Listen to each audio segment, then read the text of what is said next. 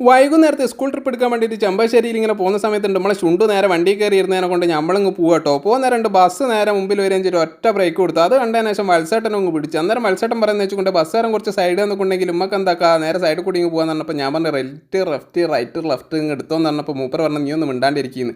അങ്ങനെയെല്ലാം കൂടി നമ്മളൊരു ഡ്രൈവറെ കേട്ടിട്ട് നമ്മൾ പഞ്ചായത്തിൻ്റെ അടുത്ത് ഇങ്ങ് നിർത്തിയിട്ടോ. നിർത്തി അവിടെ തന്നെ മൂപ്പർ ഒരു ബൈക്കാരനോടുണ്ട് പറയുന്നത് കയറ്റി എന്ന് പറഞ്ഞപ്പോൾ ഞാൻ വിചാരിച്ചു നേരെ വണ്ടിയിലേക്ക് കയറ്റാനുള്ള പരിപാടിയാണെന്ന്. അതൊന്നല്ല, മൂപ്പർ കയറിയിരുന്നതിന് ശേഷം നമ്മൾ അവിടെ നിന്ന് വണ്ടി എടുത്ത് പോകുന്നേരം മത്സരമായിട്ട് എന്നോട് പറഞ്ഞിട്ടുണ്ട് അയ്യ ബസ്സല്ല ഇത് എന്ന് പറഞ്ഞപ്പോൾ ഞാൻ അത് പറഞ്ഞാൽ അത് തന്നെയെന്ന്.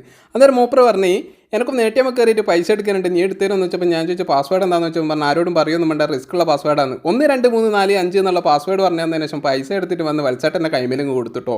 അത് കൊടുത്തവിടെ തന്നെ വത്സേട്ടൻ പിന്നെ ഒരു അക്ഷരം മിണ്ടുന്നില്ല. സംഭവം എന്താണെന്ന് വെച്ചിട്ടുണ്ടെങ്കിൽ നമ്മൾ പൈസക്ക് കടം ചോദിക്കുമെന്ന് വെച്ചിട്ടാണ് വത്സേട്ടൻ എന്താക്കുന്നത് ഒരു അക്ഷരം മിണ്ടാത്തത്. അങ്ങനെ പയ്യോളി സ്റ്റാൻഡിൽ എത്തി നോക്കുന്നേരം ഒരു രക്ഷയില്ല മക്കളെ. ബസ്സും എടുത്ത് കഴിഞ്ഞാൽ അവിടെ നമ്മളെ ബസ് സ്റ്റോപ്പിലുള്ള എല്ലാ ടീമുകളും അവിടെ കേട്ടോ.